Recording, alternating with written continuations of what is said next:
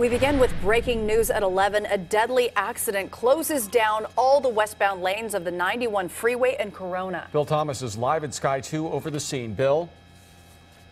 Peter, as you can see, this is a deadly accident investigation. 2 people have been killed as a result of this crash, according to the California Highway Patrol. A very graphic scene. We're not going to get too tight here, but here, as you can see, there are 2 cars involved in this crash. The crash first reported at 10:13 tonight. They tell us the driver of one car was killed as a result of that crash. They tell us the driver of the second car got out of his car, ran down the 91 freeway to get away from the accident, and then struck by another car. Now you can see the whole freeway is shut down. Right here, 91 westbound Lincoln Avenue off-ramp. Some traffic is being detoured off the freeway, but take a look behind us now. The 91 westbound with this what will be an hours-long investigation. The whole freeway is shut down, and you can see traffic is backed up to the McKinley off-ramp out of Riverside. Reporting live from Sky 2, I'm Bill Thomas. Peter, Suzanne, back to you. Thank you, Bill. More breaking news. A magnitude 6.1 earthquake struck the city of Osaka a few hours ago. Government officials say a 9-year-old girl and 2 men died. This is new video of the earthquake rattling offices at a TV station in Osaka. We're told more than 170,000 homes and businesses have now lost electricity. And the quake also disrupted train service during the morning commute. Look at this. A sign fell on a train platform, and people actually had to evacuate trains. Meanwhile, water pipes broke inside this train station, and there were reports of property damage throughout the city, including toppled walls. Also, there is some fire damage to homes. In addition to the 3 deaths, we're told more than 90 people were injured. Another top story tonight, a rookie lawman is now a suspected lawbreaker. He's the prime suspect in a drunk driving crash investigation. The LA County Sheriff's deputy is now an ex-deputy after being arrested on suspicion of DUI.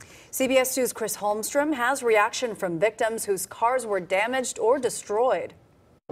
It was just a loud bang, and it kind of startled me. An unexpected wake-up call from Marina Lopez. It was 2:45 on Sunday morning. I seen the truck rammed into my neighbor's car, and then my neighbor's car hit my son hit my other son, and my other son hit me. A domino effect authorities say was caused by this man, 24-year-old Nicholas Smith, a rookie deputy for the Los Angeles County Sheriff's Department. He was kind of all distraught. The airbags had just exploded. I was like the first one here, and nobody had woken up. Lopez then called 911. Soon after, her neighbor, Esmeralda Henriquez, came outside. Her car totaled. My car was here, and somehow my car ended up all the way over there. Luckily, no one was injured. The California Highway Patrol responding to the scene. In this video, you could see them performing sobriety test on Smith. He was out, and he was kind of just blabbing. He was saying oh, don't worry about it. I'm gonna make sure everything gets covered.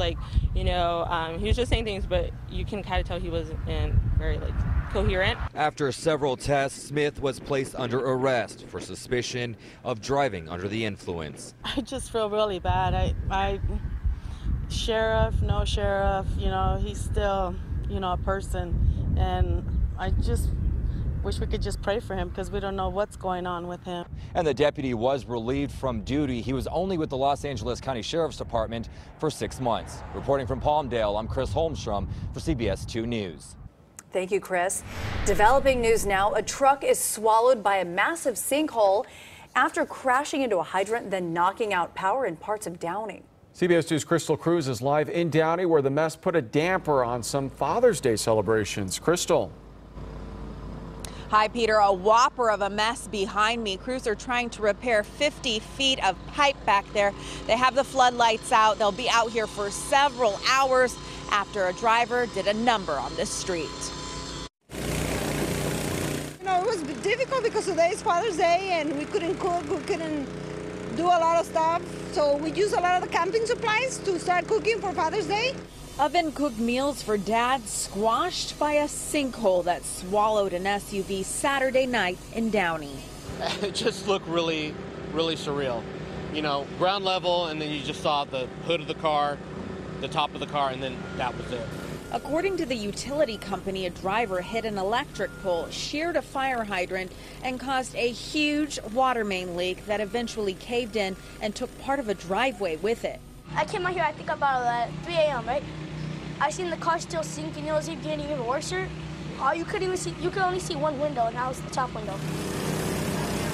Neighbors are now watching crews work on the large hole. It's something to pass the time since they don't have TV or electricity. Really very lonely because we cannot use our TV. We cannot use also our cell. We cannot use also our landline telephone. Everything is off. Some people bought bottled water and drove to the mall for restrooms. Others did not. We have a swimming pool, so we're able to use that water for essential things. A memorable Father's Day, just not a fun one. It feels like kind of hard because this is the day to spend time with your father, but this happened, and now we're here in construction. We can't spend no time with the father. And construction looks like it'll be going through the night as crews are right there working on that pipe that they plan on replacing. As for the driver, I'm told by Downey police the driver was not drinking. She swerved, trying to avoid an oncoming car, and that is when she hit that pole and sheared the water line and caused a big old mess out here on Father's Day. I'm Crystal Cruz live in Downey tonight. Back to you in the studio. Thank you, Crystal.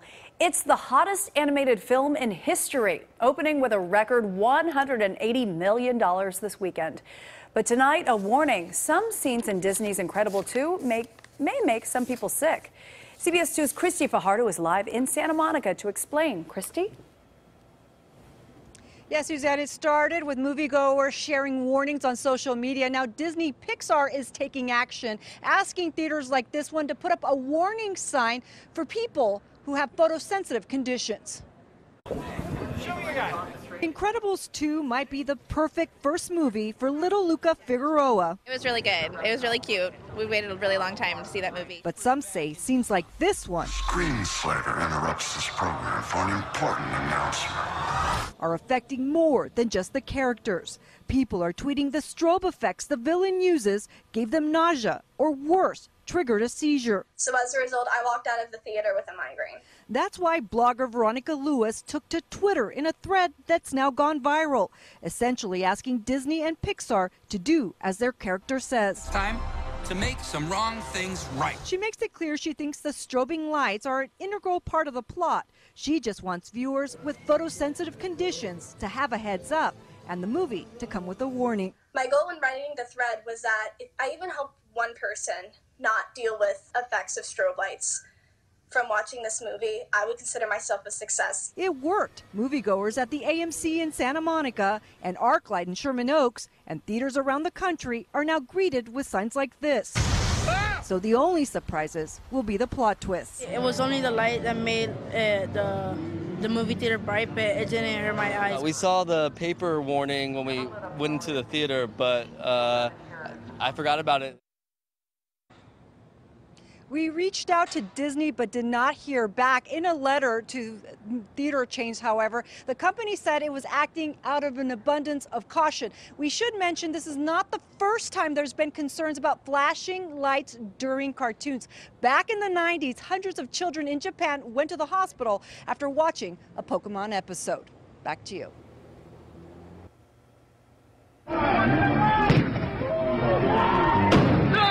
World Cup celebrations get out of hand in Huntington Park. This Instagram video shows a partier firing what looks like an explosive device at officers. It blew up in the middle of a police line. The rowdy celebrations came after Mexico upset Germany in a stunning match 1-0. The LAPD flooded the streets of Pacoima to control fans. As CBS 2's Adriana Weingold shows us, a few were taken away in handcuffs. It was a big day for Mexico's soccer fans who didn't expect to win the game against Germany and went crazy when they did. Hundreds of people filled the streets of Pacoima, waving flags, screaming, celebrating Mexico's win. Completely shocked the whole planet, but obviously not us. Look around. This is what we do.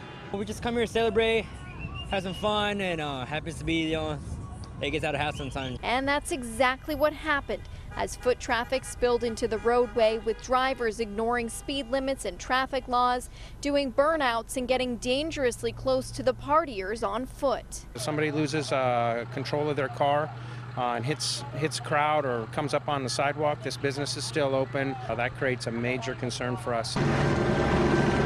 LAPD swooped in fast, shutting down streets, focusing at first on the intersection of Van Nuys and Laurel Canyon before carefully dispersing crowds. They moved in formation through the neighborhood as the helicopters circled up above, forcing partiers to move on. We're out here being safe, honking, walking around with flags. There hasn't been no violence. I've been out here the whole time. We're just out here celebrating, enjoying our victory. For the most part, the celebrations were peaceful. Out of the hundreds of people out here, 3 were arrested. 1 for reckless driving, 1 for being drunk in public, and 1 for illegal fireworks. In Pacoima, Adriana Weingold, CBS 2 News.